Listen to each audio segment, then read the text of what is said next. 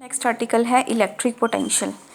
Electric potential क्या है? Electric potential at a point in the electric field is defined as the amount of work done in bringing a unit positive test charge from infinity to that point. ये भी same वही है कि हमने charge को infinity से किसी point पे लेके आना है, तो जितना वर्क डन करना पड़ेगा that will be the electric potential. So electric potential at a point in the electric field is defined as the amount of work done in bringing a unit positive test charge, किसी unit positive test charge को लेके आना है infinity से किसी point पे। तो electric potential को हम डिनोट करते हैं V से। ये किसके बराबर होगा? Amount of work done in bringing a unit positive test charge Q naught from infinity to that point. So work done divided by test charge Q naught. work done की जगह क्या लिख देंगे? U. Test charge Q naught आ गया। अब हमने पीछे डिराइव किया है कि U बाई Q नोट किसके बराबर होता है? U मतलब energy, that means work done by test charge Q naught किसके बराबर होता है?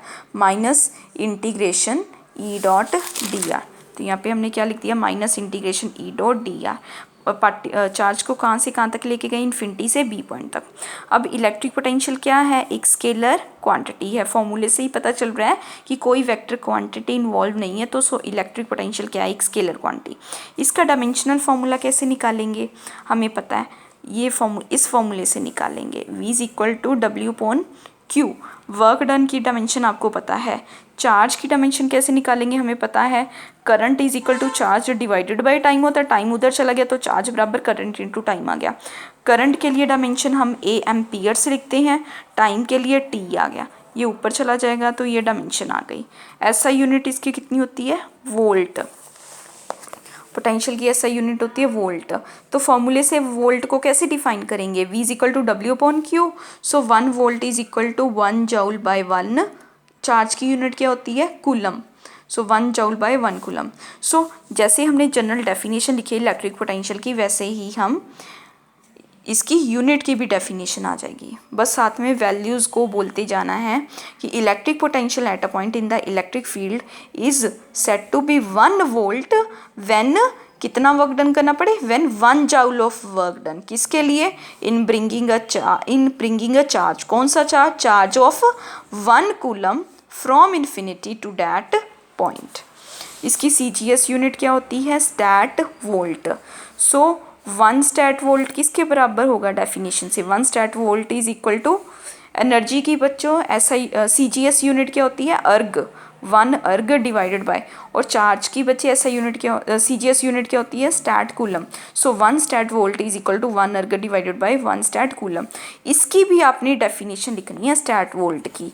बस आप क्या करोगे, इस डेफिनेशन में जहाँ 1 वोल्ट लिखा है वहाँ क्या लिख दोगे? 1 स्टैट वोल्ट। 1 जूल की जगह क्या लिख दोगे? 1 अर्ग। और 1 कूलम की जगह क्या लिख दोगे? 1 स्टैट कूलम। अब SI यूनिट और CGS यूनिट में क्या रिलेशन है? 1 वोल्ट में कितने स्टैट कूलम होते हैं? 1 वोल्ट में 1/300 स्टैट कूलम होते हैं। ये आप निकाल लेना। उसके बाद है इलेक्ट्रिक पोटेंशियल डिफरेंस। बच्चों नाम से ही क्लियर है, एक है इलेक्ट्रिक पोटेंशियल। अब इलेक्ट्रिक पोटेंशियल के साथ एक वर्ड जुड़ गया है डिफरेंस। ठीक है, तो बच्चों जो डिफरेंस है हमें पता है वो 2 चीज़ों के बीच में निकाला जाता है। ठीक है, डैट मीन्स यहाँ पे चार्ज को हम मूव करवाएंगे एक पॉइंट से दूसरे पॉइंट तक, तभी दोनों पॉइंट के बीच में जो डिफरेंस होगा पोटेंशियल का उसको हम बोलेंगे इलेक्ट्रिक पोटेंशियल डिफरेंस। और यहाँ पे क्योंकि डिफरेंस वर्ड नहीं लगा, मतलब यहाँ पे कितने पॉइंट हैं? सिर्फ एक पॉइंट है, और दूसरा पॉइंट हमने कहाँ पे शिफ्ट कर दिया है?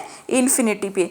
तभी हम यहाँ पे क्या बोलते हैं? From infinity to that point.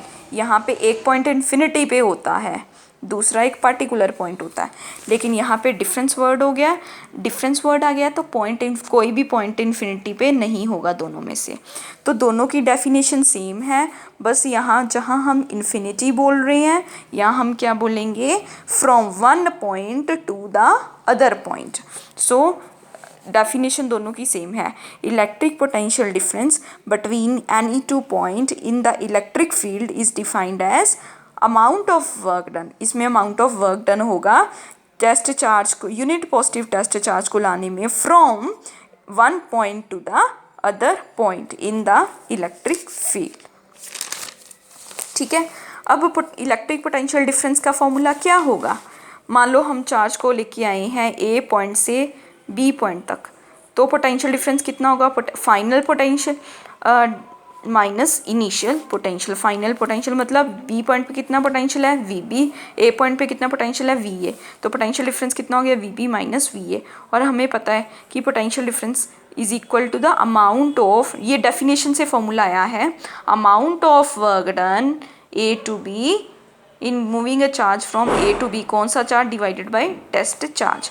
Work done मतलब energy U by Q naught, और अगेन एनर्जी बाय चार्ज क्या होता है हम पढ़ चुके हैं, minus integration E dot d are. यहाँ इंटीग्रेशन की लिमिट लेंगे हम ए से बी तक। बच्चों इलेक्ट्रिक पोटेंशियल और इलेक्ट्रिक पोटेंशियल डिफरेंस दोनों की यूनिट सेम होती है।